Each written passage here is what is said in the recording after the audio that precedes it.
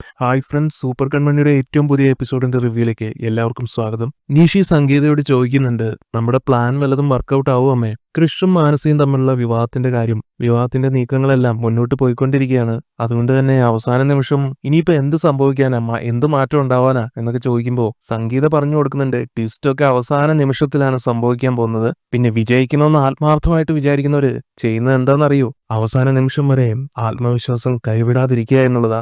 ഞാനൊരു കാര്യം മനസ്സിൽ കണ്ടിട്ടുണ്ടെങ്കിലേ അത് വിജയിപ്പിച്ചേ അടങ്ങും മോളെ എന്നൊക്കെ കണക്ക് കൂട്ടുന്നുണ്ട് സംഗീത. ഈ സമയത്തായിരിക്കും കൃപയും കൺമണിയും ഒരുമിച്ച് കാറിൽ വന്ന് ഇറങ്ങുന്നത് അവർ കാണുന്നത്. കൃഷിനെയും കൂടെ കാണുമ്പോഴത്തേക്കും നിഷിയോടായിട്ട് സംഗീത പറയുന്നുണ്ട്, ദേ നോക്കി, കൃഷും കൺമണിയും ഒരുമിച്ചാണ് വന്നിരിക്കുന്നത്. രണ്ടുപേരും തമ്മിൽ എന്ത് മാച്ചാ നോക്കി. അമ്മയുടെ ലക്ഷ്യം സാധിക്കാൻ വേണ്ടി ദൈവം നമുക്ക് വേണ്ടി ഇങ്ങോട്ട് അയച്ച പെണ്ണാണ് ആ കൺമണി. ഇതൊക്കെ പറയുമ്പോഴും നിഷിക്ക് കാര്യം മനസ്സിലാവുന്നില്ല. അമ്മ എന്താ ഉദ്ദേശിക്കുന്നതെന്ന് ചോദിക്കുമ്പോ, ഞാൻ ഉദ്ദേശിച്ചത് എന്താണെന്ന് നീ ഇപ്പൊ കണ്ടോ എന്നും പറഞ്ഞ് ചിരിച്ചുകൊണ്ട് സംഗീത അവിടെ നിന്നും പോവുകയാണ്. നിഷിക്കാണെങ്കിൽ സംഗീത പറഞ്ഞത് എന്താണെന്ന് ഒരു പിടിയും കിട്ടുന്നില്ല. ശേഷം സംഗീത കൺമണിയുടെ പിന്നാലെ ചെന്ന് കൺമണിയെ വിളിക്കുന്നുണ്ട്. മോൾ എനിക്കൊരു സഹായം ചെയ്തു തരാമോ എന്ന് ചോദിക്കുമ്പോ, എന്താ വേണ്ടതെന്ന് ചോദിക്കുന്ന കൺമണിയോട്, ഈ ജ്യൂസ് മോള് കൃഷിനൊന്ന് കൊണ്ടു കൊടുക്കാമോ? എനിക്കിനി മുകളിലേക്കൊന്നും കയറാൻ വേണ്ട, പ്ലീസ് ഒന്ന് കൊടുക്കാമോ എന്ന് പറയുമ്പോ കൺമണിയാണെങ്കിൽ ആ ജ്യൂസ് സന്തോഷത്തോടെ മേടിച്ച് കൃഷിനായിട്ട് കൊണ്ടുകൊടുക്കാൻ പോവുകയാണ്. അതേസമയം സംഗീത മനസ്സിൽ വിചാരിക്കുന്നുണ്ട്, കൊണ്ടുപോയി കൊടുക്ക്, ഇനിയാണ് ട്വിസ്റ്റ് എന്ന്. കൃഷിന്റെ റൂം അടച്ചിരിക്കുന്നത് കൊണ്ട് തന്നെ കൺമണി ഡോറിൽ തട്ടി വിളിക്കുന്നുണ്ട്, സാർ ജ്യൂസ് എന്ന് പറഞ്ഞിട്ട്. സംഗീതയാണെങ്കിൽ കൺമണിയെ ഫോളോ ചെയ്യുന്നുണ്ടായിരുന്നു. ഈ കാര്യങ്ങളെല്ലാം മറിഞ്ഞു നിന്ന് നിരീക്ഷിക്കുന്നു. കൺമണി ഇങ്ങനെ കൃഷിന്റെ ഡോറ് മുട്ടിക്കൊണ്ടിരിക്കുന്ന കാണുമ്പോൾ, ഈ പെണ്ണെന്തിനാ അവിടെ തന്നെ ഇങ്ങനെ താളം ചവിട്ടി നിൽക്കുന്നേ എന്ന് തനിയെ പറയുന്നുണ്ട് സംഗീത.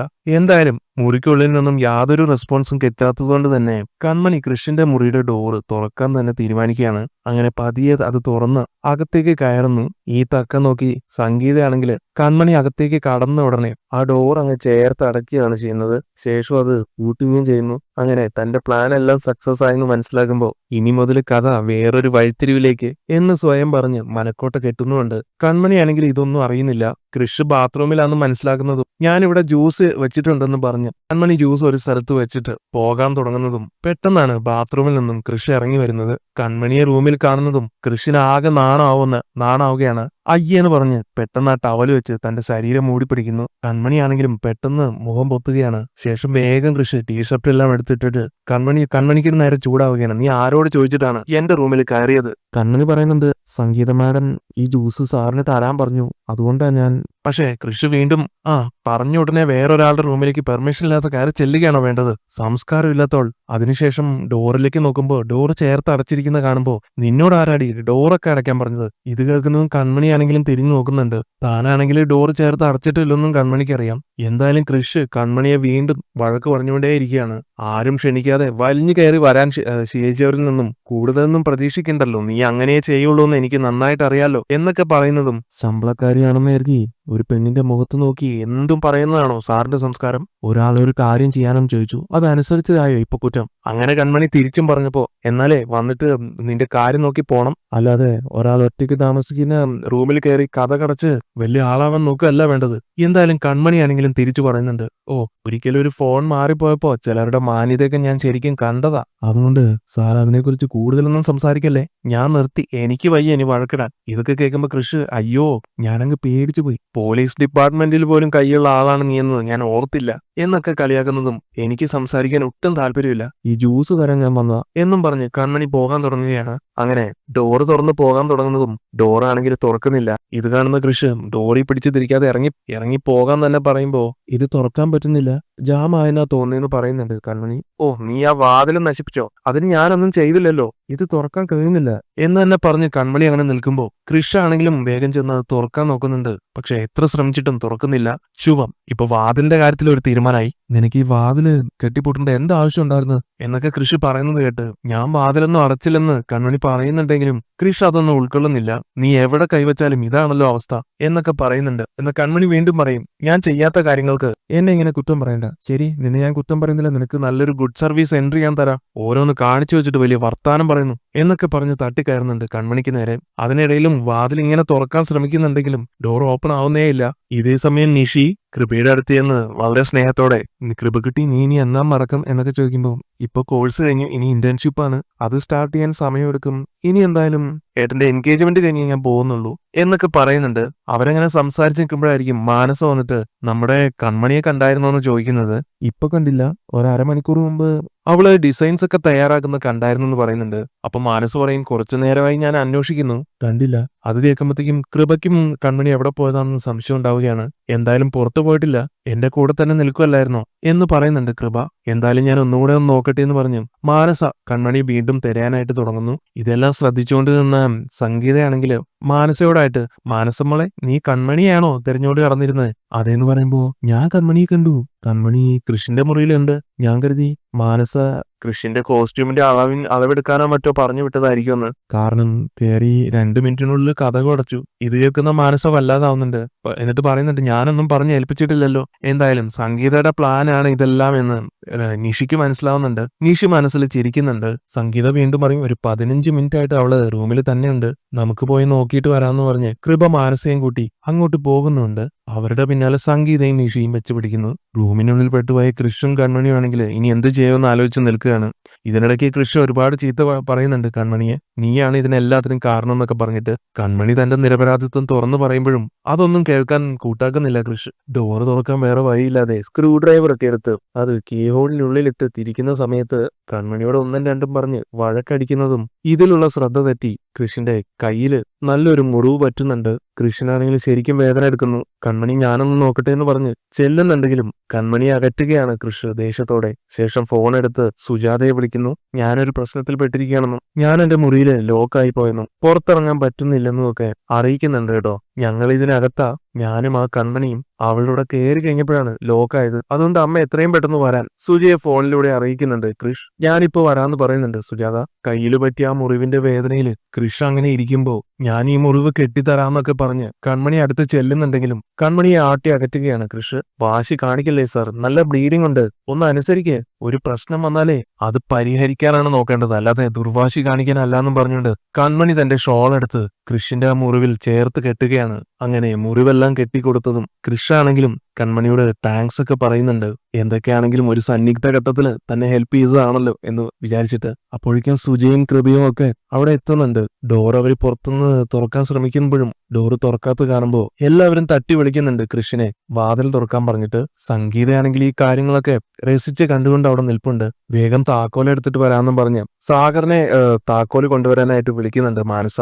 അതേസമയം സംഗീത എന്നിട്ട് മാനസയോടായിട്ട് എന്നാൽ എന്തിനായിരിക്കും അവൾ ഈ സമയത്ത് തന്നെ ആ റൂമിനകത്ത് കയറിയത്? ചിലപ്പോ മെഷർമെന്റ് എടുക്കാനായിരിക്കും എന്ന് നിഷി പറയുമ്പോ അതിന് ടേപ്പൊക്കെ വേണ്ടേ? ഞാനതൊന്നും കണ്ടില്ല. മാത്രമല്ല കഥ കുറ്റിയിട്ട് എന്തളവെടുക്കാൻ? ഇങ്ങനെയൊക്കെ പറഞ്ഞ് മാനസയെ അരികേറ്റി തെറ്റിദ്ധരിപ്പിക്കാൻ ശ്രമിക്കുന്നതെല്ലാം ആന്റിയമ്മ ശ്രദ്ധിക്കുന്നുണ്ട്. അതേസമയം സാഗർ വരുന്നുണ്ട്. സാഗറിന്റെ കയ്യിലാണെങ്കിൽ താക്കോലൊന്നുമില്ല. എവിടെ തപ്പിയിട്ടും അത് തനിക്ക് കിട്ടിയില്ലെന്ന് പറയുകയാണ് സാഗർ. ഇനിയിപ്പോ നമ്മൾ എന്ത് ചെയ്യും എന്ന് മാനസ ചോദിക്കുമ്പോ എല്ലാവരും ഇങ്ങനെ ടെൻഷൻ അടിക്കുന്ന എന്തിനാ? ഇതും നമ്മുടെ വീട് തന്നെയല്ലേ. ഞാൻ ആ ലോ കമ്പനിയിലേക്ക് വിളിച്ചപ്പോ ടെക്നീഷ്യനെ വിട്ടുതരാമെന്ന് പറഞ്ഞിട്ടുണ്ട്.